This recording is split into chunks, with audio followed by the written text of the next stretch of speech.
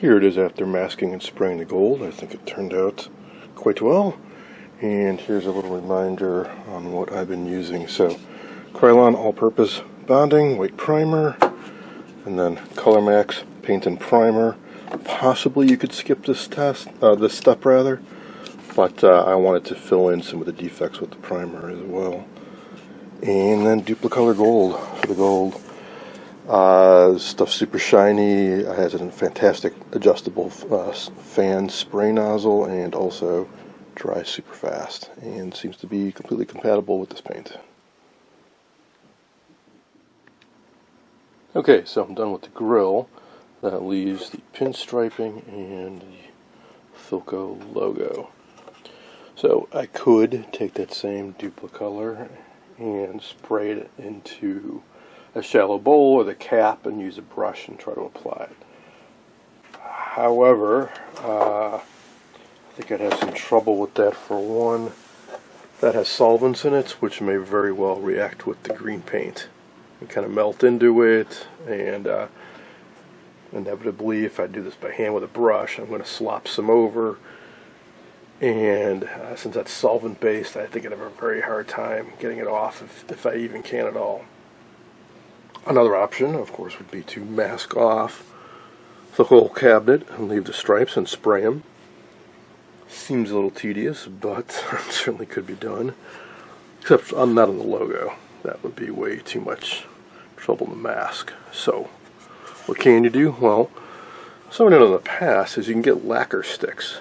I think they're originally done for like bowling balls and other things that have been engraved, and you can get them in various colors, and it's sort of like a crayon, and you rub it on there really hard, and the friction kind of melts the end of the stick, and you can rub it into the lettering, wipe off the excess.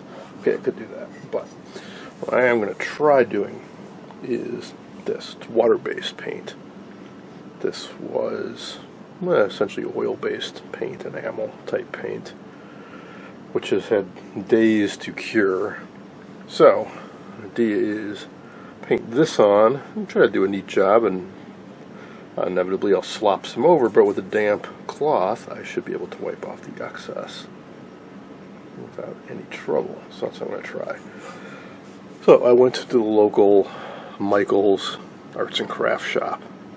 A ton of options when it comes to this hobby type acrylic gold paint. Well, first off, there's 3 or 4 brands, and then even within the brands they have specialty metallic paints. They have, well, this is brushed metal, and some are just kind of the standard acrylics. And even if you settle on a brand and a product line, then there's different types of gold. There's light gold, there's dark gold, antique gold, shiny gold, dull gold, whatever. Does it even say on here? This is standard gold, I believe. It says brushed gold on there, but I thought it had a different name. Anyways, and it's out of the brushed metal series, which was a little more expensive, but it's superior and exceptional brushability. So I figured, hey, for $4, I'll take the plunge. So I've never tried using this on anything before. I just bought the bottle. I figured I should shake it up good. While I was there, I was getting low on brushes, so I bought an assortment, 50 brushes and brushing accessories for $10. Figured I couldn't go wrong there, so I'll pick out an appropriate fine tip brush and give this a try. And I will go into a very inconspicuous area. I figure I'll try doing a pinstripe on the back here.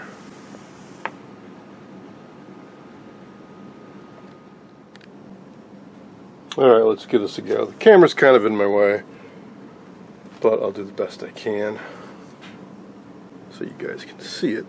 So here is the paint. I chose one of the smaller brushes. When I do this for real, I'll squirt this out into a small dish of some sort. Just trying to get some paint to come up. There we go.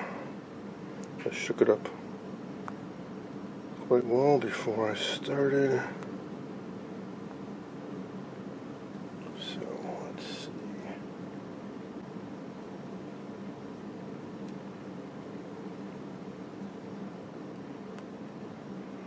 Thicker than I expected. Wonder if I can thin it down. Maybe I need to mix this up better. Yeah. Let's take the cap off. Get a better look down in there. Yeah, it's kind of thick stuff.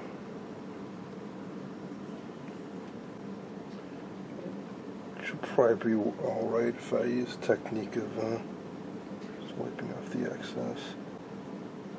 Yeah, I'm not going to be able to paint it. Because as I brush it, it's actually not really sticking down into the recesses very well. It's kind of sticking to the sides more. Well, that's a little disappointing. May require a couple applications.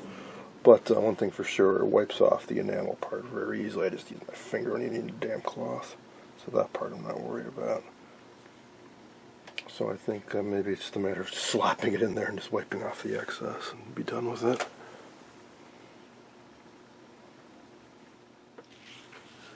I played around with this stuff a bit more and now I've switched over to doing the lettering and just forget about any attempt to be neat. I just want to make sure I get paint down in there.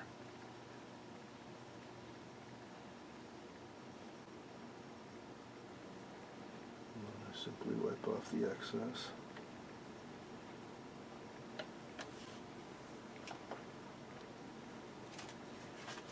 Just a small bit of paper towel. And go a little circular to make sure I get it all in there.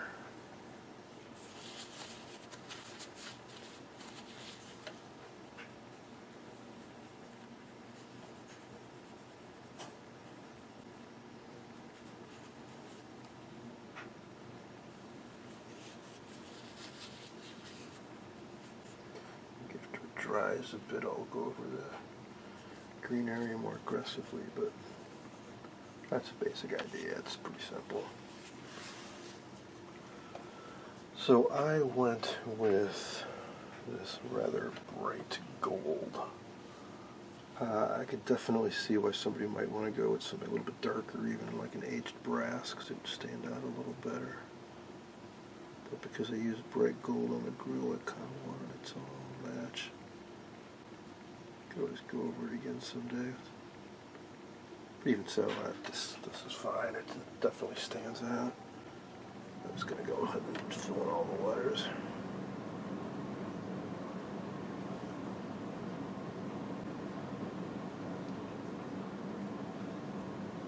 It's nice of them to do these recesses pretty deep. I've tried using this technique on other cabinets, knobs, and things with it. Recess lettering was a lot more shallow. That was far more challenging.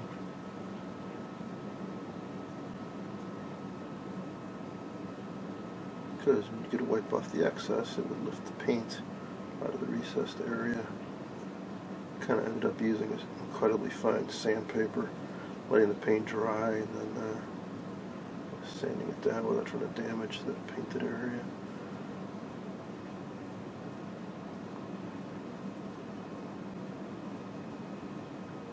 Alright, take this off. Stuff takes a while to dry, so I've got some working time.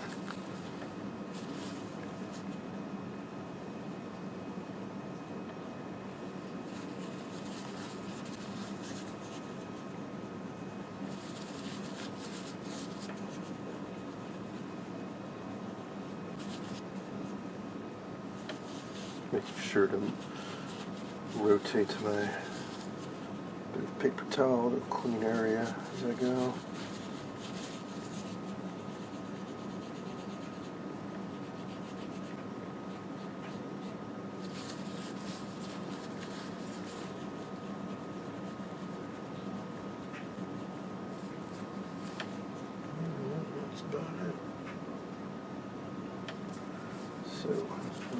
to the pinstriping. His eye's a little tricky, so just kind of a long, straight line. There we go. See a little better.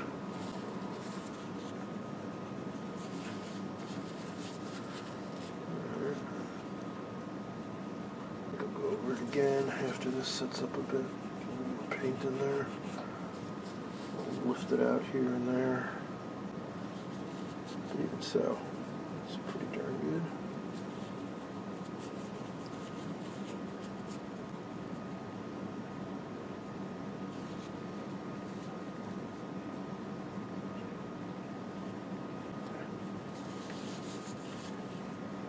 Q-tip might be handy too. Some of these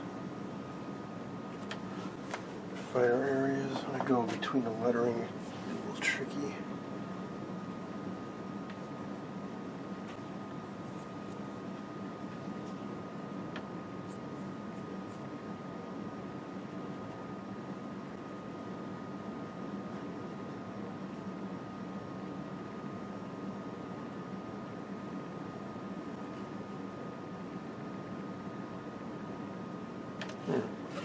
That's the basic idea.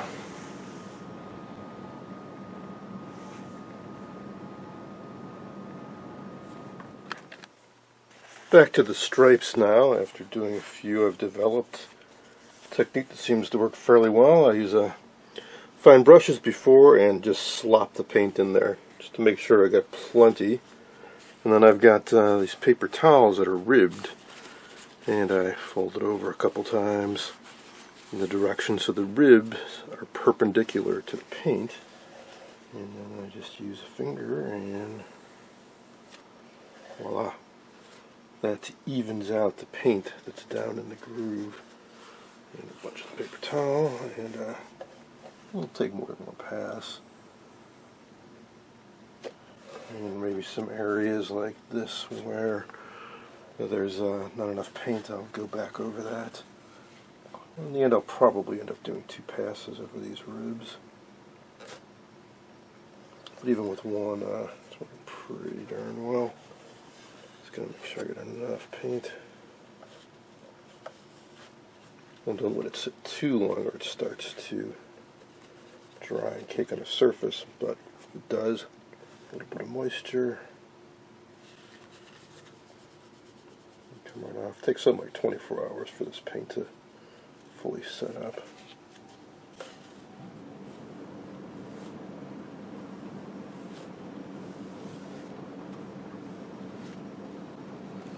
A little tedious, but it's getting there.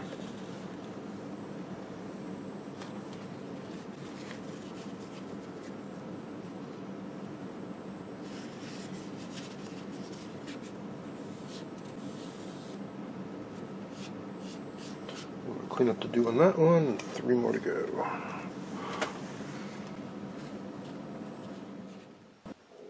Alright, I'm happy with the pinstripe paint job, so I think it is time to put this all back together.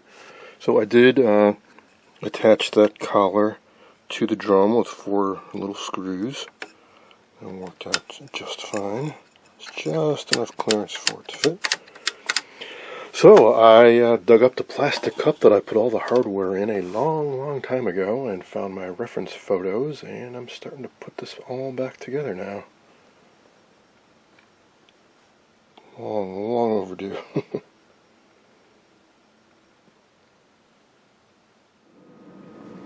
And here it is, all back together. I unfortunately was not able to salvage the decals down below. They kind of fell apart on me. However, excellent, very high quality reproductions are available, and I do plan on ordering up a set and applying them. I'll put a link in the description of where you can get them. The name escapes me at the moment. I have no doubt there are numerous better, easier ways to do the pinstriping. great. If you'd like to leave a comment, go ahead, but it's not something I do very often. It could be a very long time before I have to do it again. Just like with many things in this hobby, I try to find something that's kind of practical, try to use products I can get nearby at a hobby store or whatnot, and I like to just try things, see what happens. In the end, I'm quite happy with this. I know the color is controversial. Here's a photo of an original one in the pale green. It's kind of what I was going for.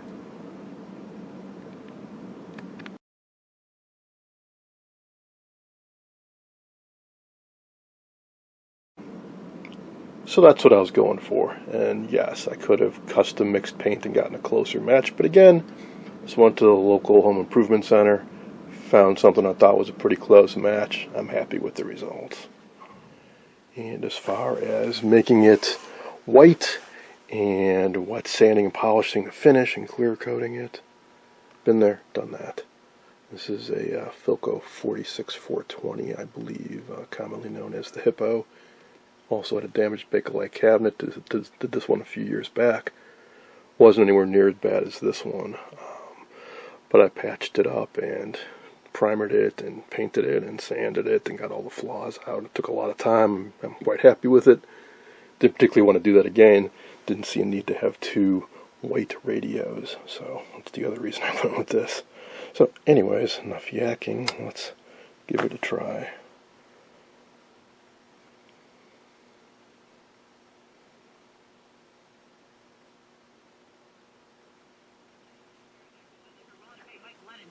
Why not take a shot at Cam? I mean, it's hard to argue with that, yeah. Not the lie. Let's go on out to James on the south side. Hey, James. How you doing? Hey, what's up? When you change the channels, jewel changes color. I may replace that dim incandescent bulb inside with an LED or something. It's a little bit brighter.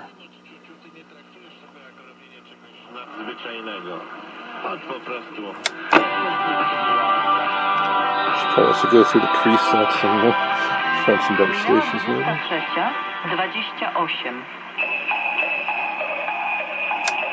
Need for it, and I don't think it jumps in immediately. But hey, that is it. It's been a long time coming. Thanks for sticking with me. It is an odd radio, an unusual radio. We know it's not foot operated, so I might have to go into her desk. And as a little bit of proof of that, I found an old ad, or a review of it, in an old magazine. And here it is.